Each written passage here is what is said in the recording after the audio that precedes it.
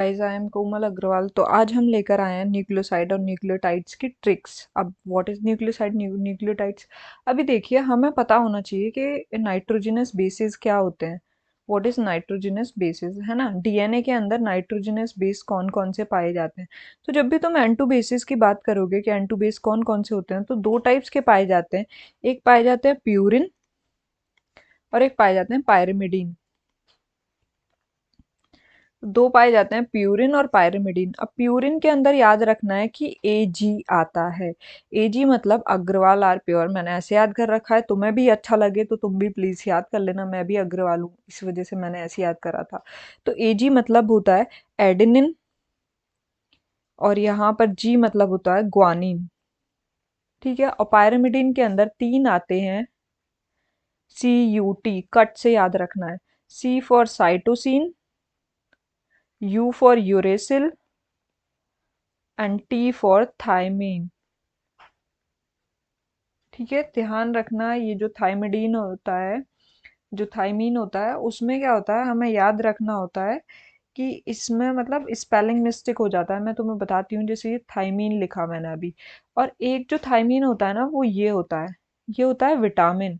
तो ये कंफ्यूजन दे दिया जाता है हमें, तो ये नहीं लगाना, कभी भी नहीं लगाना ये वाला थाइमीन। ठीक है, ध्यान रखना। तो सीयूटी, ये जो यूरेसिल है, ये आरएनए के केसेस में आता है, और डीएनए के केसेस में हमेशा थाइमीन यूज होता है। तो ए का जो पेयर होता है वो हमेशा सी से होता है विद डबल बॉन्ड, और वो ए का जो पेयर होता है वो टी से होता है। मैं क्या बोल रही हूँ आज।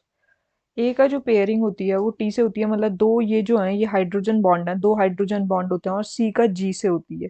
ठीक है, तो ऐसे बनता है ये डीएनए के केसेस में।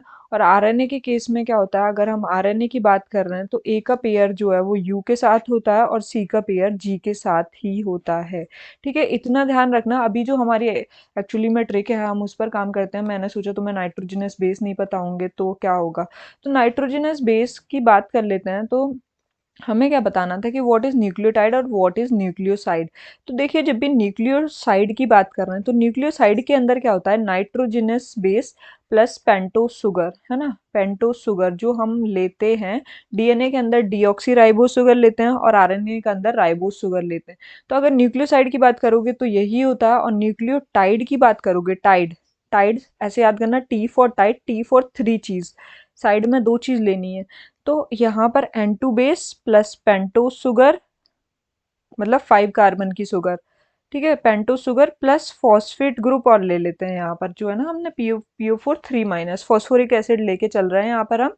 तो फॉस्फेट ग्रुप और लेते हैं, तो ये न्यूक्लियोसाइड और न्यूक्लियोटाइड। अभी जो है हम, तो यहाँ पर हम ले लेते हैं न्यूक्लियोसाइड, और यहाँ पर ले लेते हैं हम न्यूक्लियोटाइड। तो न्यूक्लियोसाइड और न्यूक्लियोटाइड में यहाँ पर एन टू बेसिस ले लेते हैं। तो देखते हैं हम कैसे कैसे हमें लिखना होता है। तो जब भी तुम न्यूक्लियोटाइड की बात करोगे, अगर जैसे कि हमने लिया एडेनिन, एडेनिन, ग्वानिन, यूरेसिल, वो क्या था, साइट, क्या होता था थर्ड वाला जो था, सी यू टी, यूरेसिल, थाइमीन, और यहाँ पर होता था हमारा साइटोसिन, साइटोसिन। ठीक है। तो अभी क्या है, इसका न्यूक्लियोसाइड और न्यूक्लियोटाइड लिखने हैं। तो न्यूक्लियोटाइड में आइलिक एसिड लगाते हैं, क्योंकि फॉस्फोरिक एसिड जुड़ता जा रहा है। तो एडिनाइलिक एसिड हो जाएगा ये, एडिनाइलिक एसिड। ये हो जाएगा ग्वानाइलिक एसिड। मेरा राइटिंग थोड़ा गंदा हो गया है। यहाँ पर हो जाएगा साइटो, मतलब साइटोडाइलिक एसिड। और यहाँ पर हो जाएगा थाई, ये जो है यूरेसिल है, तो यहाँ पर हो जाएगा यूरे डाइलिक एसिड। और ये जो है थाइमिडीन है, तो यहाँ पर हो जाएगा थाइमी डाइलिक एसिड। मतलब सबके पीछे एक एसिड आ जाएगा, क्योंकि उसमें फॉस्फोरिक एसिड था।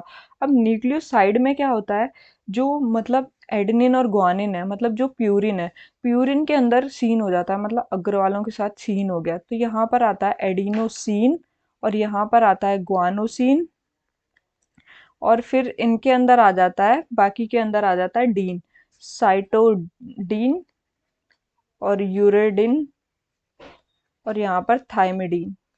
मतलब बाकी के तीन के अंदर, पायरिमिडीन के अंदर डीन आता है, और इनके अंदर सीन हो गया। Thank you so much. आपको पसंद आई हो तो लाइक सब्सक्राइब।